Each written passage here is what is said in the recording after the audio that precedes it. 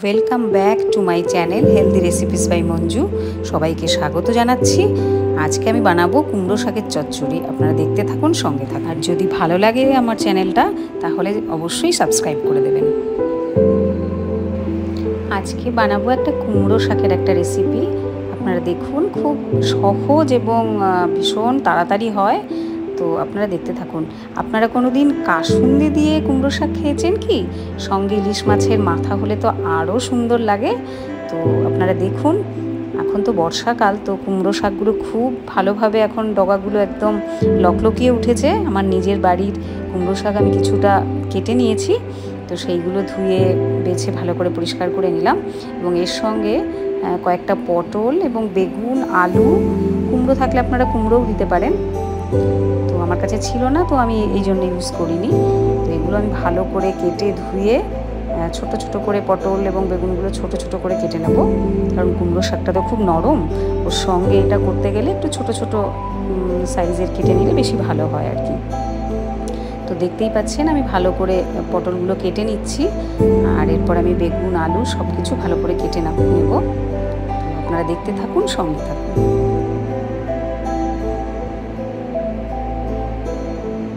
এই রান্নাটা না ভীষণ চট জলদি হয়ে যায়। মানে হঠাৎ করে মনে করুন কিছু নেই ঘরে, দু চারটে সবজি আছে, তখন আপনি হঠাৎ করেই এই রেসিপিটা বানিয়ে নিতে পারেন। খেতে কিন্তু খুব দুর্দান্ত হয়। এটা ভাতের সঙ্গে, রুটির সঙ্গেও খেতে পারেন, তবে শাক জাতীয় জিনিস সাধারণত ভাতের সঙ্গে খেতেই ভালো লাগে। এই কুমড়ো শাকের মধ্যে না অনেক এ, সি এবং ই ভিটামিন খুব রয়েছে। তো এগুলো শরীরের জন্য তো ভীষণ উপকারী। স্কিন খুব ভালো হয়, চুল ভালো হয় এবং দৃষ্টিশক্তি ভালো হয়। এছাড়া এতে আয়রন আছে, এবং আয়রন হলে অ্যানিমিয়া টেন্ডেন্সি কমে যায়, আর ব্লাড প্রেশারও লো করে। এতে অনেকটা পরিমাণে পটাশিয়ামও আছে, যেগুলো শরীরের জন্য খুবই উপকারী জিনিস। তো মাঝে মাঝে কুমড়ো শাক খাওয়াটা কিন্তু ভীষণ হেলদি। কয়েকটা কাঁচা লঙ্কা এবং রসুনও এতে দেবো। আপনারা টমেটো থাকলে ইউজ করতে পারেন, আমার কাছে ছিল না, ফুরিয়ে গেছিলো, তো সেই জন্য আমি সেটা ইউজ করিনি। এগুলোকে এবার আমি ভালো করে ধুয়ে নিলাম। এবার একটা কড়াই চড়িয়ে আমি অল্প একটু, আপনারা তো জানেন আমি খুব অল্প তেলে রান্না করি যাতে শরীরের জন্য হেলদি হয়। তো সেই জন্য আমি খুব অল্প একটু তেল দিলাম এবং তাতে 5 ফোড়ন দিয়ে দিলাম। 5 ফোড়নটা একটু ফুটে উঠলে তাতে আমি অনেকগুলো রসুন কেটে কেটে রেখেছিলাম সেগুলো দিয়ে দেবো। এটাতে যতটা পরিমাণ রসুন বেশি দেবেন ততটা টেস্ট কিন্তু বাড়বে, কারণ রসুনের একটা নিজস্ব তো টেস্ট আছে। আর শাক বানাতে গেলে না একটু রসুন না দিলে না ভালো লাগে না। তো প্রথমে আমি একটু রসুন দিয়ে নিলাম। রসুনটা একটু ভাজা ভাজা হলে কটা কাঁচা লঙ্কা কেটে রেখেছিলাম সেগুলো আমি ইউজ করলাম।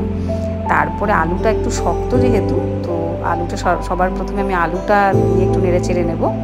আলুটা একটুখানি যাতে ভাজা ভাজা যখন হবে সেই মোমেন্টে আমি পটলগুলো দেবো। এখন আমি বেগুনটা কিন্তু ইউজ করিনি, কারণ ওটা তো নরম সবজি, ওটা লাস্টে দেবো। তো এবার আমি পটল আলুগুলো ভালো করে ভেজে নেব। একটু ভাজা ভাজা যখন হয়ে আসবে, এটা আমি একটু সিম করে ঢেকে ঢেকে জিনিসটা, কারণ আমি তো কম তেল দিয়েছি, এই জন্য একটুখানি ঢেকে সিম করে ভেজে নিই যাতে কড়াইতে লেগে না যায়। এরপরে নুন হলুদ একটু ইউজ করলাম, তার সঙ্গে একটু জিরে পাউডার, একটু ধনে পাউডার, একটু লাল মির্চি পাউডার যেটা বলে সেটা একটু একটু করে খুবই অল্প পরিমাণে ইউজ করেছি মিনিমাম। তো এটা মোটামুটি ভাজা হয়ে এসেছে। এবার আমি এর সঙ্গে বেগুনগুলো দিয়ে দেবো। বেগুনটা লাস্টে দেবো, কারণ এটা খুব নরম সবজি, তো খুব তাড়াতাড়ি হয়ে যায়। তো বেগুনটাও একটু দিয়ে একটু নাড়াচাড়া করে নিলাম। তারপরে যখন ভাজা ভাজা হয়ে এলো তখন যে কুমড়ো শাকটা কেটে রেখেছিলাম সেটা ইউজ করলাম। এবার কুমড়ো শাকটা থেকে এখনও পর্যন্ত কিন্তু আমি কোনো রকম জল দিইনি। কুমড়ো শাকটা থেকে তো কিছুটা জল ছাড়ে, যে কোনো গ্রিনি ভেজিটেবল বা লিফ জাতীয় ভেজিটেবল থেকে একটু জল কিন্তু বেরোয়। তো সেটা দিয়ে কিছুটা নরম হবে জিনিসটা। এই মোমেন্টে আমি ওটাকে নেড়ে চেড়ে ঢেকে দেবো। আমি পুরো রান্নাটা একটু সিমে করেছি যাতে খুব বেশি পুড়ে না যায়, আর যেহেতু অল্প তেল ইউজ করেছি তাই জন্য যাতে নিচে লেগে না যায়। এবার দেখুন অনেকটাই জল ছেড়েছে নিচে হালকা, যাতে মোটামুটি আলু পটলগুলো সেদ্ধ হয়ে এসেছে। এটা ঝোল ঝোল হবে না, একটু মাখা মাখাই হবে জিনিসটা, অনেকটা ঘন্ট চচ্চড়ি এই টাইপের। তো দেখলাম সমস্ত সবজিগুলো নরম হয়ে এসেছে। এবার আমি এর সঙ্গে একটুখানি কাসুন্দি দিলাম 1 চামচ মতন, আর একটা ইলিশ মাছের মাথা ছিল সেটাও ভেঙে হাত দিয়ে টুকরো টুকরো করে এর সঙ্গে আমি মিশিয়ে নিয়েছি। তো সেগুলোই আমি একসাথে ভালো করে মিশিয়ে নিলাম, 2-4 মিনিট একটু নেড়ে নিলাম, ব্যাস তৈরি হয়ে গেল আমার কুমড়ো শাকের ঘন্ট বা চচ্চড়ি, যাই বলুন না কেন। সেটা খেতে কিন্তু ভীষণ টেস্টি হয়, যেহেতু কাসুন্দটা থাকে এবং ইলিশ মাছের মাথারও তো একটা টেস্ট আছে। তো আপনার বাড়িতে বানিয়ে দেখুন, ভীষণ সহজ সরল পদ্ধতিতে বানানো, খুব তাড়াতাড়ি চটজলদি তৈরি হয়ে যায় এবং খেতেও খুব সুস্বাদু।